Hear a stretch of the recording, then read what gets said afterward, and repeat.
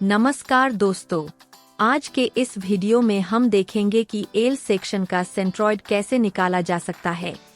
तो आपके सामने स्क्रीन पर एक एल सेक्शन की डायग्राम दिखाई गई है। उसमें आप देख सकते हैं कि उसकी हाइट 200 mm है और विड्थ 100 mm है। इस एल सेक्शन के दो हिस्से होते हैं, एक वेब वाला हिस्सा जो कि यहाँ 200 बाय 10 mm का है और दूसरा वाला फ्लैंज का हिस्सा जो कि यह दिखाया गया है 100 बाय 10 mm का है। तो आइए देखते हम कि इसका सेंट्रॉइड कैसे निकाला जा सकता है। कौन से भी शेप का सेंट्रॉइड निकालने के लिए हमें 5 स्टेप फॉलो करने पड़ते हैं।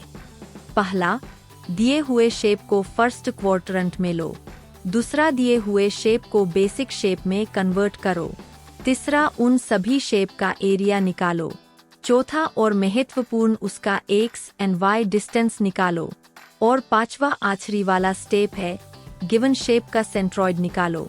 तो हम स्टेप नंबर 1 से शुरुआत करते हैं। गिवन शेप को फर्स्ट क्वाड्रेंट में ले लो। उसके लिए हमें वाई एक्सिस गिवन शेप के सबसे लेफ्ट वाले साइड को चिपक के रखना है और एक्स एक्सिस सबसे नीचे वाले साइड को चिपक के रखना है। तो ये हो गई हमारी स्टेप नंबर 1 पूरी। अब दूसरी स्टेप की ओर आगे बढ़ते हैं। उसके लिए हमें गिवन शेप को बेसिक शेप में कन्वर्ट करना है। ये करने के कई तरीके हो सकते हैं, जैसे कि हम यहाँ देखेंगे ये शेप 2 हिस्सों में बटा गया है। इसको हम 3 हिस्सों में भी बांट सकते हैं। लेकिन एक बात याद रखना, जितने ज्यादा हिस्सों में बांटेंगे उतना ज्यादा कैलकुलेशन बढ़ेगा। फिलहाल के लिए हम ये वाला शेप कंसीडर करेंगे। अब यहाँ आती है हमारी तीसरी स्टेप, कन्वर्ट के हुए शेप का एरिया निकालना। शेप 1 का एरिया निकालने के लिए हम दूसरा शेप इग्नोर करेंगे। तो यहाँ देखिए शेप 1 का साइज क्या है, 200 mm बाय 10 mm।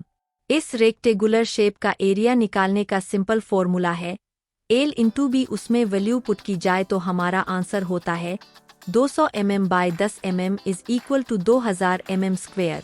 अब हम दूसरे वाले शेप का एरिया निकालने के लिए पहला वाला शेप इग्नोर करेंगे। यहाँ आप देख सकते हैं इस दूसरे वाले शेप की हाइट तो हमें मालूम है 10 mm, लेकिन उसकी लेंथ मालूम नहीं। तो हम उसकी लेंथ कैसे कैलकुलेट कर सकते हैं? उसके लिए हमें 100 में से ये 10 mm माइनस करना पड़ेगा, तो हमें उसकी लेंथ मिल जाएगी 90 mm। अब हम दूसरे वाले शेप का एरिया कैलकुलेट कर सकते हैं। 90 into 10 is equal to 900 mm square. यहाँ हमारी तीसरी भी स्टेप पूरी हो गई। अब हम आगे बढ़ते हैं। चौथे स्टेप के लिए हर एक शेप का एक्स एंड वाई डिस्टेंस निकालना। सेंट्रॉइड के प्रॉब्लम में ये स्टेप काफी इम्पोर्टेंट है।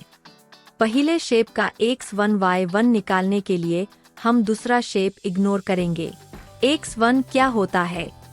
x1 मेन y एक्सिस से पहले शेप के सेंटर तक का अंतर x1 होता है। अब ये अंतर हम कैसे निकालेंगे? सिंपली ये शेप 1 का सेंट्रॉइडल डिस्टेंस है, जो कि 10 डिवाइडेड बाय 2 यानी के 5 mm है। y1 क्या है? ये मेन x एक्सिस से पहले शेप के सेंटर तक का अंतर y1 होता है। अब ये अंतर हम कैसे निकालेंगे? सिंपली ये शेप 1 का सेंट्रॉइडल डिस्टेंस है, जो कि 200 डिवाइडेड बाय 2 यानी के 100 mm है। अब शेप 2 का x2 y2 निकालने के लिए हम पहले वाले शेप को इग्नोर करेंगे। अब यहाँ x2 कैसे निकालेंगे? x2 जो डिस्टेंस है वो शेप 2 के सेंटर से मेन y एक्सिस तक का अंतर है।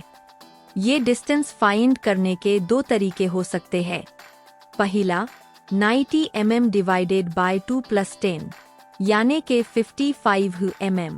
और दूसरा तरीका ये हो सकता है कि पूरे 100 में से सेकंड शेप का 50% डिस्टेंस माइनस कर दो, यानी कि 100 minus 45 is equal to 55 mm।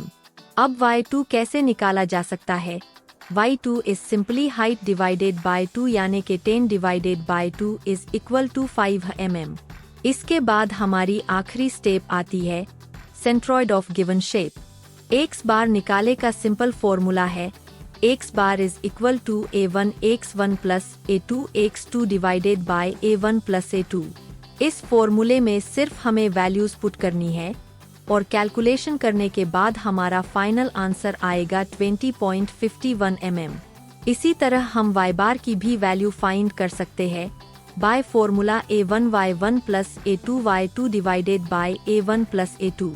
इस फॉर्मूले में सिर्फ हमें वैल्यूज पुट करनी है और इसका कैलकुलेशन करने के बाद हमारा फाइनल आंसर आएगा 70.5 mm। तो ये था हमारा पूरा एल सेक्शन का सेंट्रॉइड कैसे निकाले जाता है उसका प्रॉब्लम।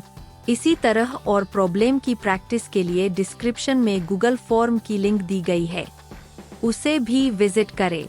अगर आपको ये वीडियो अच्छे लगी तो लाइक करें, आपके दोस्तों के साथ शेयर करें और कोई सजेशन हो तो कमेंट करें। Thanks for watching. For more details visit our blog nalandaeducation2.blogspot.com. Join out Google Classroom to get detailed notes, educational games, solving worksheets, quizzes and more.